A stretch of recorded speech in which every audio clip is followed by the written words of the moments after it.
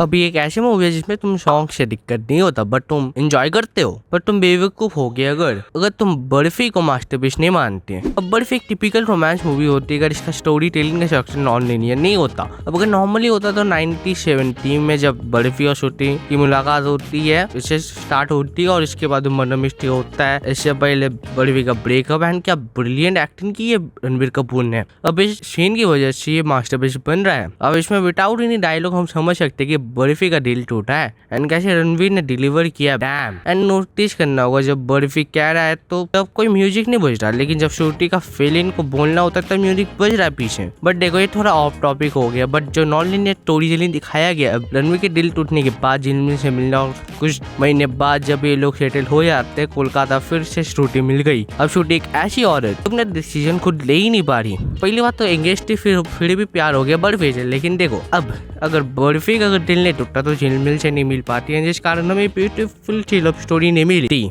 अब अगर देखो तुम्हें अगर कोई कैरेक्टर को इंट्रोड्यूस करना है तो तुम कैसे करोगे? अब बंदे की लाइफ स्टोरी भी बतानी होगी, इसके साथ जो बंदा गूंगा बहरा है ये भी पता लगाना है। बर्फी में गाने में अब एक गाने एक बार सुनना इतना डार्क है डैम। बस हाँ, गाने जो इस मूवी में यूज होते हैं जो कि स्टोरी को कॉम्प्लीमेंट करते हैं, जैसे कि ऑब्वियस है प्यार करवाने के लिए गाना यूज होना। बट देखो इस मूवी में तुम्हें गाने से दिक्कत बिल्कुल नहीं होगी। एंड इस मूवी में जो पिन क्रेडिट नहीं होता जिसमें सब ब्रांड के बारे में बोला गया है, अब इससे पीछे गाना बज रहा है। एंड देखो फिर से ऑफ टॉपिक चला गया। अब नॉन लीनियर के बारे में कह रहे थे ये काम करते हैं इन्फॉर्मेशन होल्ड करने के लिए। ये एक मूवी एक रोम कॉम के साथ मर्डर मिस्ट्री भी तो है, जैसे कि झिलमिल को किसने मारा है, जब सॉल्व हो गया तो झिलमिल को किडनैप किसने कर दिया। अब कैसे इस इन्फॉर्मेशन को धीरे धीरे जाके अनफोल्ड करता है, वही तो इसको मास्टरपीस बनाती है। एंड कैसे इस मूवी में रोमांस और क्राइम थ्रिलर को ऐसे स्मूथली ट्रांजिशन करता है, इसके ऊपर से लगे इसकी सिनेमेटोग्राफी इतनी ब्यूटीफुल है एंड की एक्टिंग भी इतनी बढ़िया है। अब जो इस मूवी में जो रोमांस और क्राइम थ्रिलर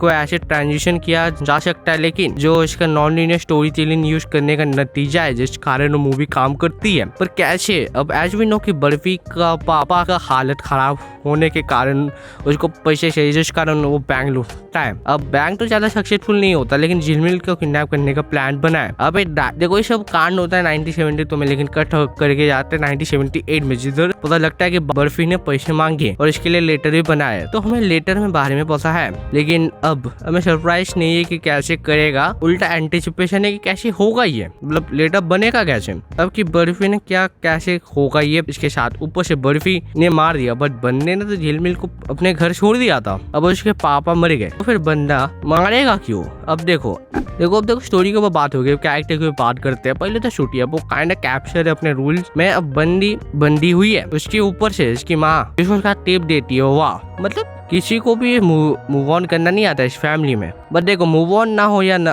हो, लेकिन देखो मूवी का बहुत सारे सीन का इंस्पिरेशन लेता है साइलेंट एरा से। अब इंस्पिरेशन काइंड ऑफ सेंस बनता है क्योंकि देखो साइलेंट एरा में तो कोई साउंड होता ही नहीं था, इन केस में तो बर्फी के साथ सेम है। लेकिन मोर और लेस मूवी में श्रुति को प्यार बहुत बार होता है। रणबीर एंड प्रियंका का कैरेक्टर क्या प्ले किया, मतलब तुम इन दोनों को कैरेक्टर को एक्टर नहीं कैरेक्टर देखते हो। अब देखो एक छोटी सी डिटेल है, ये दोनों लोग जब कोलकाता में जाते तो झिलमिल को डराती है। पहली बात तो बर्फी ना सुन सकते ना ही बोल सकता, तो बस झिलमिल को खुश रखने के लिए डर जाता है। वैसे भी इस फिल्म में हमें पहले ही मिल जाता है कि झिलमिल और बर्फी एक साथ मरेंगे, क्योंकि जो खम्मे वाला सीन था ना, जब बर्फी का दोस्त ये फेल कर जाता है, छुट्टी भी फेल कर ही जाती है, लेकिन झिलमिल लोग कर पाती है। एंड झिलमिल को बस 3 लोग है जिसके ऊपर इसको तरस है, पहले तो नानो और दूसरा इसका दादू एंड लास्ट में बर्फी। बट यार इस मूवी में कौन से फ्लॉ है मैं अभी ढूंढ रहा हूँ तो लेकिन मिल नहीं रहा, क्योंकि इसमें सब बेस्ट है। एंड अब ये मास्टरपीस क्यों है? अब इसमें क्या फ्लॉ है, मतलब कि म्यूजिक तुम्हें स्टोरी से डिस्ट्रैक्ट नहीं करती, अब जो एक्टिंग जो जिंदा कर देती है कैरेक्टर को। एंड इसके ऊपर से इस मूवी की स्टोरी कैसे ब्यूटीफुल ब्लेंड किया जाता है रोमांस एंड क्राइम थ्रिलर को, ब्यूटीफुल तो है। एंड इस मूवी की सिनेमेटोग्राफी भी ब्यूटीफुल है। या फिर एसोसिएशन का एंड होना एंड